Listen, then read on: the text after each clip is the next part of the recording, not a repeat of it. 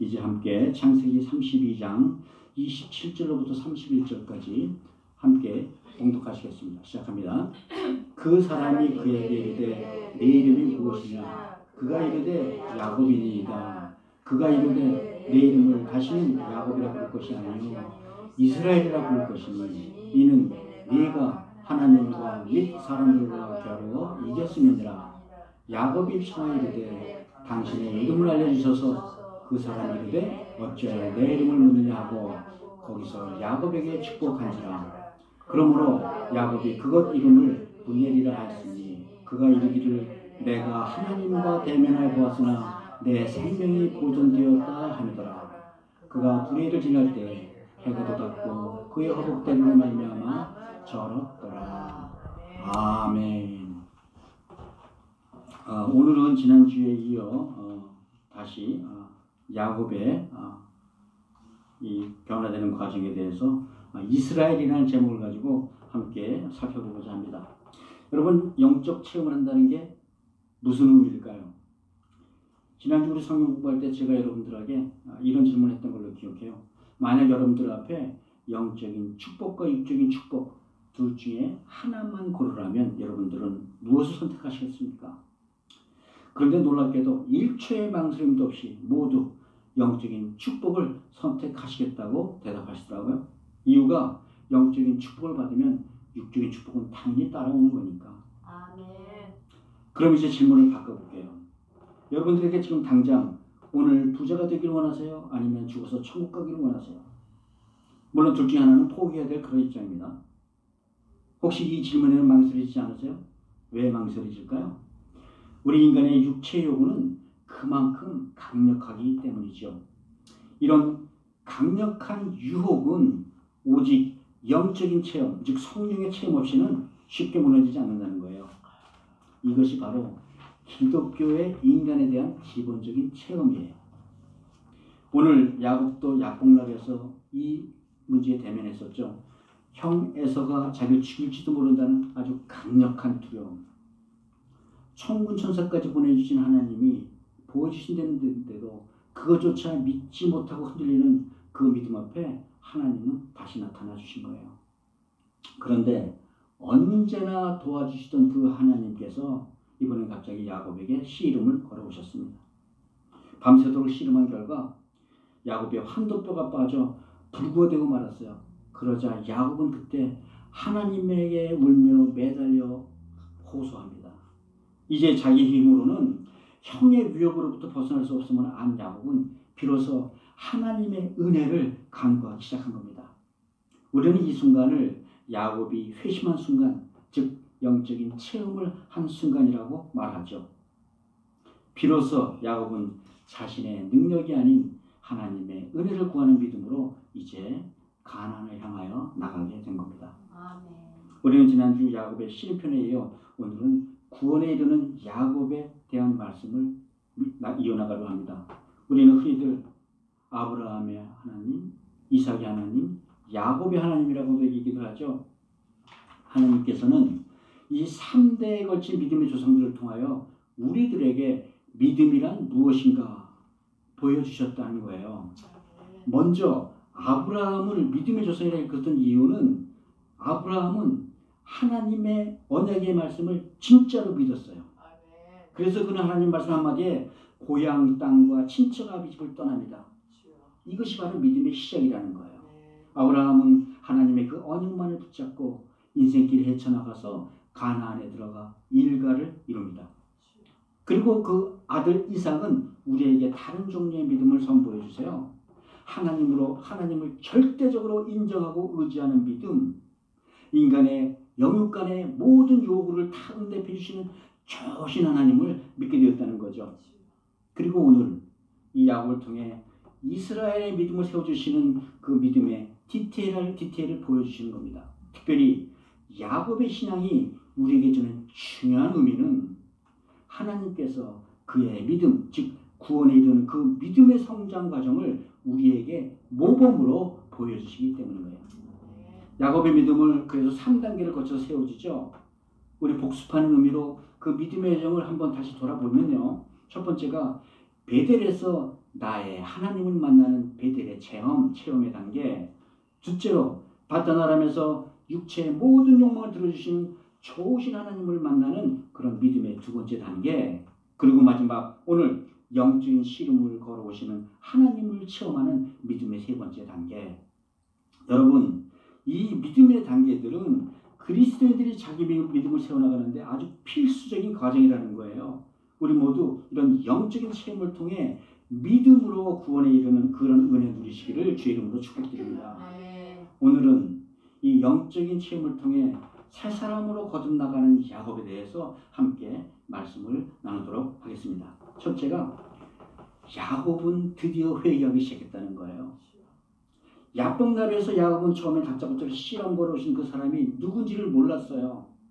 그러다가 자기 허벅지 관절이 어긋나는 순간 바로 이분이 하나님이시구나 알게 됐죠. 그리고 그 순간에 그 마음속에는 이제 자기 힘으로 살아갈 수 없다. 자기 속이 사라져갔던 자기의 자아 함께 부러져 나갔다는 겁니다. 불구의 몸으로 야곱은 이제 더욱더 강렬하게 하나님을 배달하며 이렇게 울부짖어요. 당신이 내게 축복지 아니하시면 가게 하지 아니하리이다. 자, 그러면 여러분 여기서 야곱이 그렇게 구하는 축복의 정체가 무엇일까요? 또 많은 학자들은 이 야곱의 씨름 장면을 기도하는 장면으로 비유하기도 합니다. 저는 쉽게 기도 하나라고만 믿지는 않습니다. 아마 환상도 함께 있었을 겁니다. 그렇잖아요. 기도하다가 육체적으로 절름발이가 되기는 쉽지 않잖아요. 그러나 이 장면들은 야곱이 하나님께 간절히 기도하는 장면으로 바꿔놓는다고 해도 정말 전혀 부족함이 없는 그런 장면들이에요. 그래서 사실 기도는 중노동일 수 있다는 겁니다. 그런데 기도하다가 절름발이가 된 사람은 우리는 한 분 알고 있죠. 여러분들 예수님의 동생이시라는 야고보 사도의 별명이 뭔지 아세요? 낙타무릎입니다. 낙타무릎. 하도 무릎 꿇고 오래 기도하다 보니까 군살이 박인 그 무릎 때문에 그는 걸음을 뒤뚱거리면서 걸었다는 거예요. 우리도 이런 기도의 사람들처럼 언제나 하나님과 깊은 교제를 나누는 그런 은혜에 입으시기를 주의 이름으로 축복드립니다. 아멘. 다시 본론으로 돌아가서요. 절름발이가 되면서까지 죽기 살기로 매달리는 이 야곱의 씨름의 본질은 무엇이었을까요? 복을 달라는 거죠. 복. 과연 그러면 이 복은 자기가 말하던 그저 잘 먹고 잘 살았던 잘 살고 원하던 그런 복이었을까요? 아니에요. 여기에서 복의 핵심은 형 에서의 칼로부터 목숨을 건져달라는 그런 간절한 호소입니다. 즉 살려달라, 건져달라, 구원을 갈망하는 기도 혹은 씨름이었다는 거죠. 그러니 야곱은 자기의 목숨을 구원해 주실 유일한 하나님, 그 하나님의 허리품을 쉽게 놓아줄 수 없었던 겁니다. 그러므로 이 밤 야복나루에서 밤새도록 하나님과 씨름하는 야곱의 모습은 아마 구원을 갈망하는 한 인간의 포기할 수 없는 그 절절한 몸부림인 줄 믿으시기 바랍니다. 예수님도 이렇게 끈질긴 기도에 대해서 누가복음에서 이렇게 말씀하시죠. 구하라 그러면 너에게 주실 것이요, 찾으라 그러면 찾아낼 것이요, 문을 두드리라 그러면 너에게 열릴 것이니 구하는 이마다 받을 것이요, 찾는 이마다 찾아낼 것이요, 두드리는 이에게는 열릴 것이니라. 아멘. 여러분 이 구원을 너무 쉽게 생각하지 마시기 바랍니다. 이는 그저 단순히 구원은 믿는다고 찾아오는 것이 아니에요. 구원은 간절하고 끈질기게 기도하는 자들에게만 주어지는 하나님의 선물인 줄 믿으시기 바랍니다. 아멘. 이제 자신의 힘을 포기하고 간절하게 하나님을 붙잡는 야곱에게 드디어 하나님께서 입을 여십니다. 27절입니다. 우리 함께 읽어볼까요? 27절. 그 사람이 그에게 이르되 내 이름이 무엇이냐? 그가 이르되 야곱이니이다. 아멘. 여러분 하나님께서 야곱이 누군지 몰라서 그 이름 물어보셨을까요? 그런데 여러분 이 질문 어디서 많이 들었던 그런 질문 같지 않으세요? 데자부 같은 질문 같지 않으세요? 네, 20년 전에 창세기 27장에서 야곱이 형 에서로 변장하고 아버지 이삭 앞에 나갔을 때 아버지 이삭이 야곱에게 한 질문이죠. 내 아들아 내가 누구냐? 이 질문에 야곱은 대뜸 이렇게 대답합니다. 나는 아버지의 맏아들 에서인이다. 예, 정확히 얘기하면 야곱이 속인 사람은 자기 자신 한 사람, 이삭 한 사람뿐이 아니에요. 자기도 형도 부모도 모두 속였다는 겁니다. 예, 오늘 야곱은 하나님 앞에서 똑같은 질문을 받았다는 거예요. 이 질문의 속뜻은 너는 어떤 사람이냐라는 질문이었었어요. 이 질문에 야곱은 나는 야곱이다 라고 대답합니다. 아시다시피 야곱이라는 이름은 형 에서의 발 뒤꿈치를 붙잡고 태어났기 때문에 붙여진 이름이잖아요. 붙잡는 자라는 뜻이죠. 야곱은 자신이 원했던 것, 수단과 방법을 가리지 않고 모두 붙잡았던 자잖아요. 형의 장자권도 내가 붙잡았고 라헬도 붙잡았고 라빈도 속여서 큰 재산도 내가 붙잡았잖아요. 야곱은 자기가 원하는 것들을 한 번 붙잡으면 다시는 그 손을 펼칠 줄 모르는 그런 사람이라는 고백이었다는 거예요. 그런데요, 사실 히브리어로 야곱이라는 말에는 일반적으로 속이는 자, 사기꾼이라는 뜻이 있어요.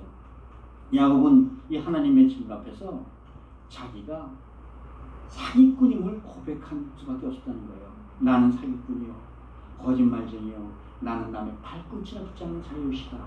이렇게 고백했다는 거예요. 비로소 20년 전에 야곱이 저지른 그 죄악에 대하여 하나님께 묻고 답하는 시간이 되었다는 거죠. 하나님께서는 이 질문을 통해 야곱 스스로 자기가 어떤 인간인지, 자기가 누구인지 직시하게 바라보게 하셨다는 말씀인 겁니다. 여러분, 실패를 극복하기 위해서는 먼저 자기가 무엇에 실패했는지를 정확히 알아야 되지 않습니까? 무엇에 실패했는지 모른다면 그 다음 단계로 넘어갈 수가 없어요. 하나님께서는 이 야곱의 고백을 통해 이제 구원의 길, 영적인 성장을 이루기를 원했다는 그 말씀이죠. 그러므로 여러분, 구원받기 위해서는 가장 중요한 게 자기가 누군지 정확하게 알아야 한다는 사실을 기억하시기 바랍니다. 누가복음 5장에 보니까요, 갈릴리 바다에서 밤새도록 헛수고한 베드로 앞에 나타나신 주님께서 이렇게 말씀하세요. 깊은 곳에 나아가 그물을 던지라. 베드로는 믿거나 말거나 그저 말씀에 따라 다시 바다에 나가 그물을 던졌는데 이번에는 그물이 찢어질 정도로 많은 물고기를 잡습니다. 이를 본 베드로는 즉시 주 앞에 나아 엎드려 이렇게 얘기해요. 주여 나를 떠나소서 나는 죄인으로소이다. 또 누가복음 18장에 보니까요, 성전에 바리새인과 같이 함께 올라가 기도하러 간 세리도 자기의 가슴 치면서 이렇게 기도해요. 하나님이여 나를 불쌍히 여소서 나는 죄인이로소이다. 하나님의 은혜는 스스로 죄인임을 깊이 인식하고 가슴을 치며 고백하는 자들에게만 임하는 줄 믿으시기 바랍니다. 그래요. 여기서 나는 야곱이다 라는 이 야곱의 대답은 바로 나는 죄인이오시다 라는 대답과 같은 고백이라는 겁니다. 예수님께서 마가복음 2장 17절에서 이렇게 말씀하셨죠. 건강한 자에게는 의원이 쓸데없고 병든 자에게야 쓸데가 있느니라. 나는 의인을 부르러 온 것이 아니라 죄인을 부르러 왔노라. 아멘. 여러분, 구원의 은혜는 자기 스스로 의롭다고 여기는 자들에게는 임하지 않습니다. 자기가 죄인인 줄 알아서 마음이 슬픈 자들을 위해서 하나님께서는 그 구원의 은혜를 베풀어 주시는 줄 믿으시기 바랍니다. 사랑하는 성도 여러분, 야곱은 오늘 하나님과 신음하면서 비로소 나는 죄인으로서이다라는 고백을 합니다. 하나님 앞에 내가 누구인지 진정한 회개의 고백을 통해 비로소 하나님께서는 그에게 은혜의 길을 열어주시기 시작하신 거예요. 자신의 죄인됨을 자각하고 하나님 앞에 나아가 고백할 때 비로소 우리에게도 구원의 길이 열리는 줄 믿으시기 바랍니다. 모두 자신 뒤돌아보고 회개함으로 구원의 은혜를 누리시는 우리 모두가 되시기를 주의 이름으로 축복드립니다. 두 번째로 이제 야곱은 이를 통하여 거듭나기 시작한다는 거예요. 시림에서 지고 이제 하나님을 붙들고 울며 매달리는 야곱을 향해 하나님께서는 갑자기 뜻밖의 말씀을 하세요. 28절 우리 함께 읽어볼까요? 28절입니다. 그가 이르되 내 이름을 다시는 야곱이라 부를 것이 아니라 이스라엘이라 부를 것이니 이는 내가 하나님과 및 사람들과 겨루 이겼습니다. 아멘. 이제 한도뼈까지 어긋나 불구어 몸이 된 야곱에게 하나님께서는 이렇게 말씀해 주셨다는 거예요. 내가 하나님과 및 사람들과 겨루어 이겼습니다. 사실 돌아보면 야곱의 인생은 자신의 욕망을 이루기 위해 끊임없이 싸우던 인생이었죠. 남에서부터는 형 에서의 발꿈치 잡고 싸웠고, 장자권을 가르치기 위해서는 형과 아버지 속이면서 싸웠고, 바다마람에서는 장인 라빈과 싸웠고, 들에 나가서는 목자들과 싸웠어요. 그런데 지금 압복나루에서는 밤이 지새도록 하나님의 축복을 얻기 위해 하나님과도 싸우는 중입니다. 야곱은 일생을 자기가 원하는 것을 얻기 위해 싸워왔고, 하나님께서는 이겼다고 말씀하시는 거예요. 나름대로 이겨왔죠. 물론 이 싸움은 하나님께서 걸어온 싸움이지만 야곱은 처음으로 이 싸움을 통해 자신의 무력함을 깨달았다는 겁니다. 드디어 이 새벽에 야곱은 자기의 자존심을 모두 내려놓고 하나님 앞에 울며 매달려요. 그리고 회개하고 매달린 야곱 앞에 하나님께서는 네가 나와 겨루어 이겼다고 선언해 주신 거예요. 아니, 그러면 하나님은 야곱이 어떻게 하나님을 이겼다고 인정해 주셨을까요? 불구하였어도 끝까지 굴복하지 않고 죽기 살기로 덤비는 그 끈기가 가성해서 그래 네가 이겼어 그렇게 해주신 걸까요? 아니죠. 하나님께서는 야곱이 드디어 자기의 그 자존심을 내려놓고 하나님에게 엎드려 하나님의 은혜를 구하는 것을 보았기 때문입니다. 그날 밤 야곱은 처음으로 자기의 고집과 자아와 자기 교만을 하나님의 앞에 내려놓고 하나님 앞에 진심으로 굴복했다는 거예요. 자기의 악하고 연약한 이 본성을 회개하며 하나님의 은혜만을 붙잡고 통곡하며 간구했다는 겁니다. 그랬더니 하나님께서 내가 이겼다고 인정해 주셨다는 거예요. 자신의 연약함으로 하나님께 매달리는 야곱을 위해 하나님은 야곱을 의롭다고 인정해 주신 거예요. 그야말로 은혜라는 말 이외에는 사용할 만한 다른 적당한 단어가 나타나지가 않다는 거죠. 완전히 굴복하는 야곱을 바라보면서 하나님께서는 야곱을 불쌍하게 여겨주셨다는 겁니다. 불쌍하게 여겨주신 거예요. 하나님께서는 믿음으로 하나님을 찾는 자들에게 상 주시는 분이심을 꼭 기억하시기 바랍니다. 여러분, 여기에 우리가 승리하는 삶을 살 수 있는 비결이 있다는 겁니다. 마가복음 10장에 보면 맹인 바디메오가 하나님 앞에 뛰어나가 소리 지르는 장면이 나와요. 다윗의 자손 예수여 나를 불쌍히 여기소서, 나를 보게 하소서. 이 한마디에 예수님은 걸음을 멈추시고 그를 불러 말씀하세요. 내 믿음이 너를 구원하였느니라. 예, 우리의 하나님은 우리를 불쌍히 여기시는 긍휼의 하나님이시라는 겁니다. 하나님의 우리에 대한 사랑의 본질이 바로 우리를 불쌍히 여기신다는 거예요. 죽을 수밖에 없던 우리를 긍휼히 여기시는 하나님의 사랑의 힘이고 우리가 기어이 구원을 얻어나가는 겁니다. 나를 불쌍히 여기신 하나님 앞에 완전히 매달릴 때 하나님께서는 우리들에게 승리자의 삶을 살아가게 하시는 줄 믿으시기 바랍니다. 이것이 믿음이에요. 나의 자아를 완전히 꺾고 하나님 앞에 매달려 그 은혜를 구하는 삶. 우리를 불쌍히 여기시는 하나님의 은혜에 의지할 때 하나님은 우리의 믿음을 의롭다고 하신다는 거예요. 의롭다 여기시는 하나님의 은혜로 비로소 우리는 죄사함과 자유함을 얻을 수 있는 것입니다. 그렇다면 하나님으로부터 의롭다 여김을 받는 것이 어떻게 승리의 비결이 되냐고요? 예, 하나님은 예수를 나의 주요 구세주로 마음에 영접하는 자마다 승리하게 해주신다고 약속하셨어요. 하나님은 당신의 약속대로 여자의 후손인 예수를 우리에게 보내주시고 우리 죄를 위하여 십자가의 화목제물로 죽게 하신 후 그리고 그 예수를 죽은 자 가운데서 다시 살리십니다. 그 일로 우리는 죄와 사망으로부터 승리하게 되는 거예요. 성경은 로마서 4장 24, 25절에서 이를 이렇게 표현해요. 하나님은 예수 우리 주를 죽은 자 가운데서 살리신 이를 믿는 자를 의로 여기시니. 아멘. 예수는 우리가 범죄한 것 때문에 내줌이 되고 또한 우리를 의롭게 하시기 위해 다시 살아나셨느니라. 아멘.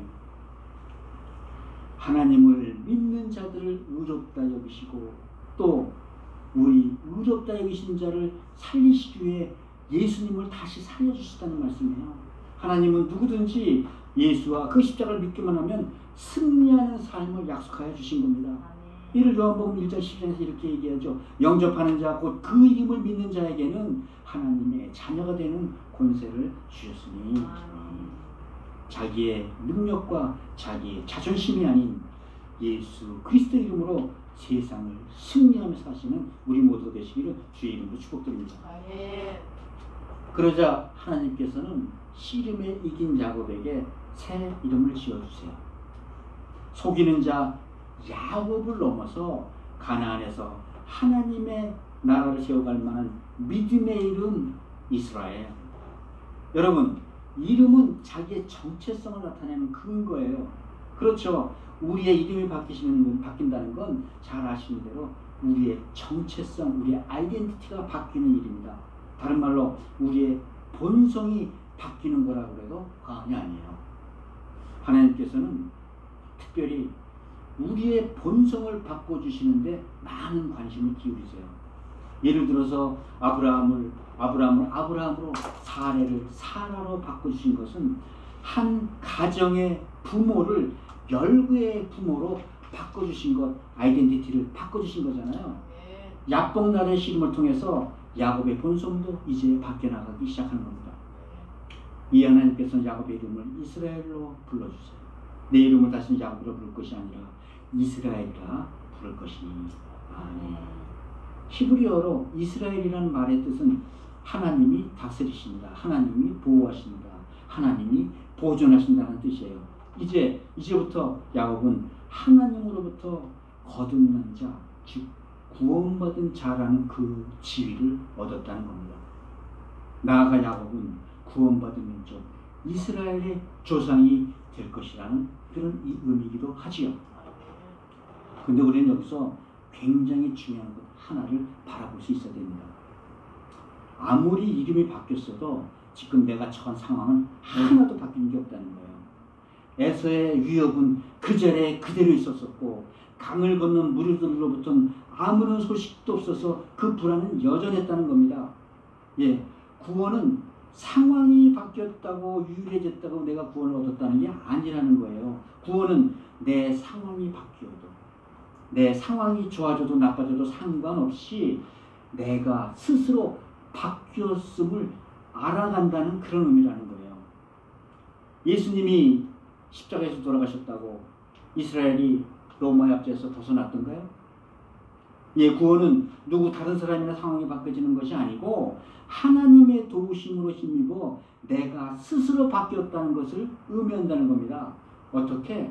옛사람이 새사람으로. 애고보서 4장 22절 25절에서 이렇게 말씀하죠. 너희는 유혹의 욕심에 따라 썩어져가는 구습을 따르는 옛사람을 벗어버리고 오직 너의 심령이 새롭게 되어 하나님을 따라 의와 진리의 거룩함으로 지으심을 받은 새 사람을 입으라. 아멘. 믿는 자들에게는 주님께서 구하라 찾으라 두드리라 말씀하신 후에 그 다음 절에서 간절히 구하는 자들에게 가장 좋은 것을 주신다는 약속을 해주십니다. 너희 하늘 아버지께서 구하는 자에게 가장 좋은 것 성령을 주지 아니하시느냐.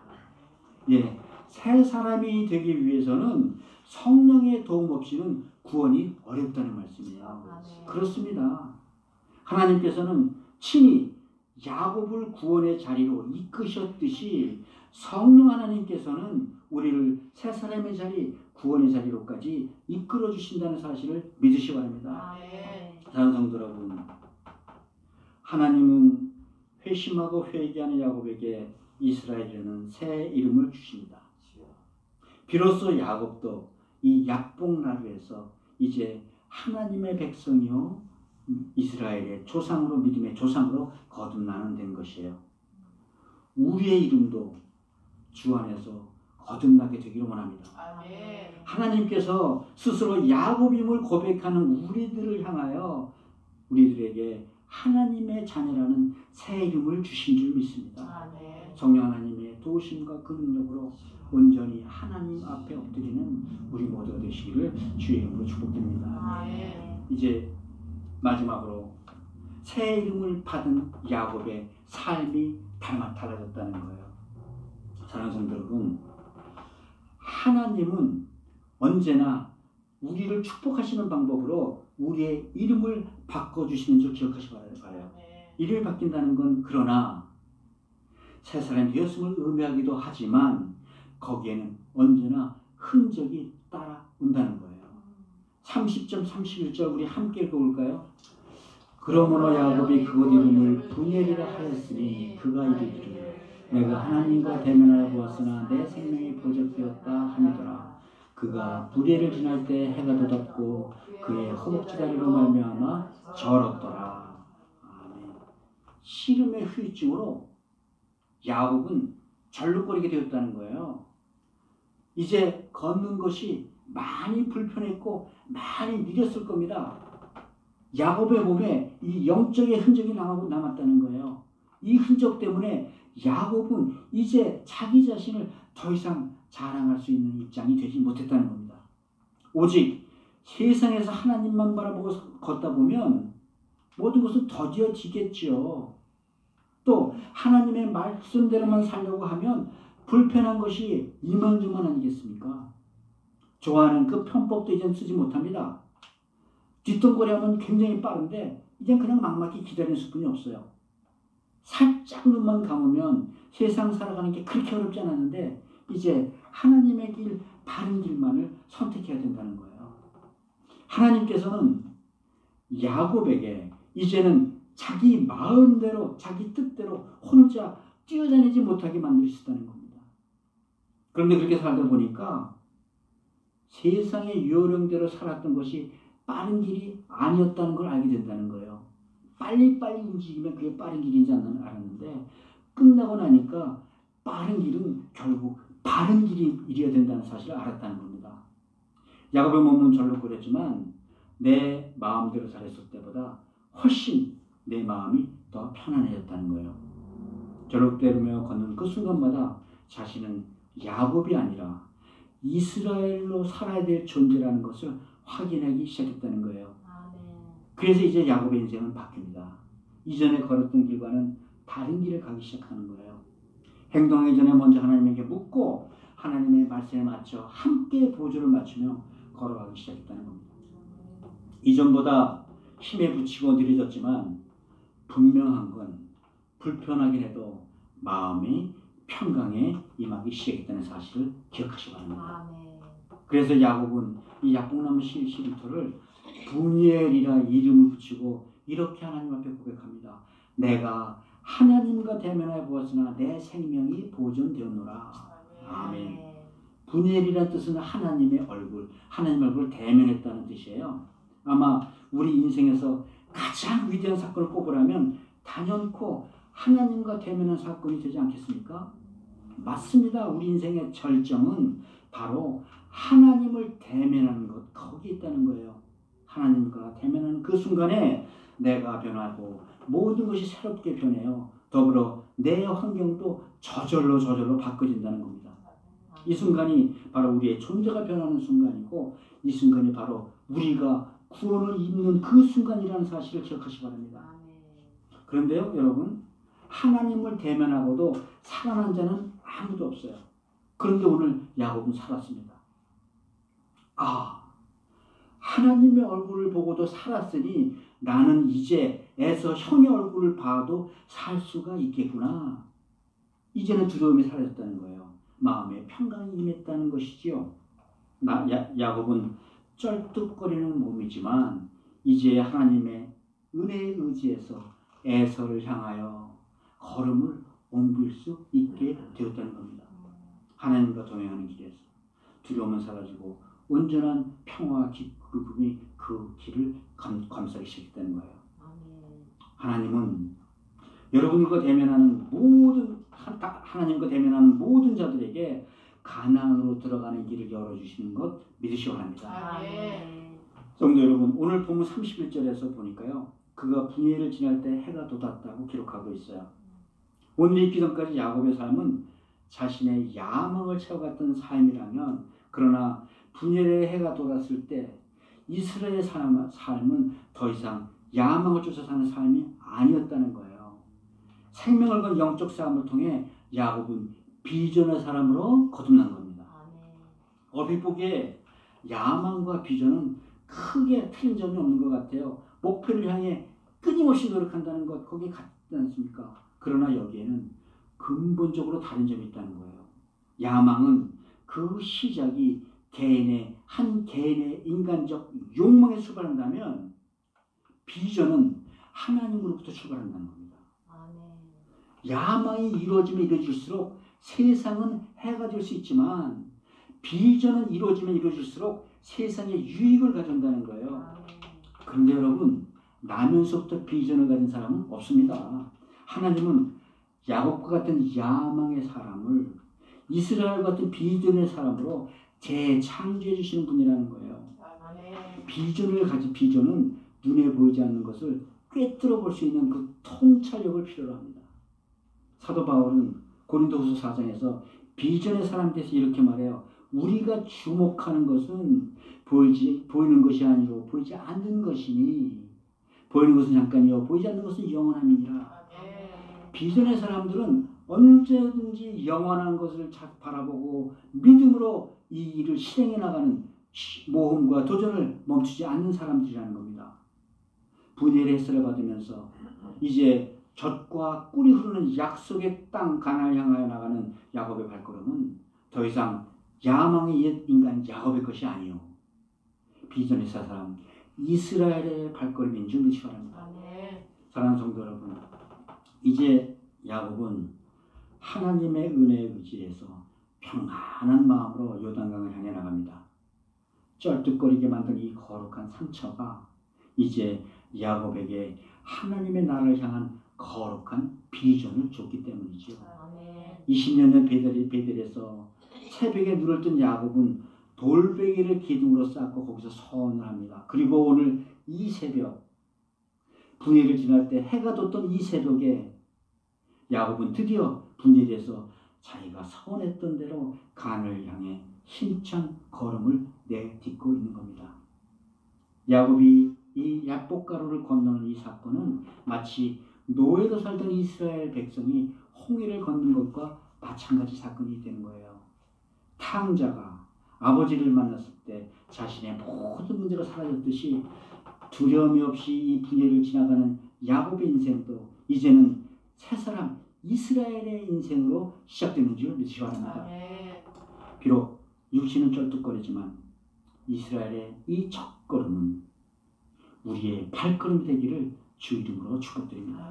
사랑하는 성도 여러분, 그래서 믿음은 야망이 아니고 비전입니다. 믿는 자들의 비전은 역사를 창조하시고 전 인류를 구원하시려는 하나님의 섭리를 믿는 믿음이에요. 하나님의 약속을 붙들고 하나님과 동행하는 삶에는 기쁨과 평강이 넘치는 줄 믿습니다. 이 믿음에 따라 우리의 미래를 향해 발걸음 옮겨가는 우리 모두가 되시기를 주의 이름으로 축복드립니다. 이제 말씀을 맺습니다. 여러분들 모두 시작할 때 이런 말씀 드렸었죠. 육적 축복 대신 영적 축복을 태우는데 한 채 망설임도 없었다는 말씀 드렸죠. 그런데 아세요 여러분? 이 영적 축복을 받으면 세상살이가 더 불편해질 수 있다는 거예요. 쩔뚝거리며 이 세상을 살아가야 될지도 몰라요. 세상에서 강한 자들의 먹잇감이 될지도 몰라요. 그러나 여러분, 하나님은 우리의 연약함을 사용하셔서 하나님의 놀라운 능력의 풍성함, 은혜의 풍성함을 보여주신다는 겁니다.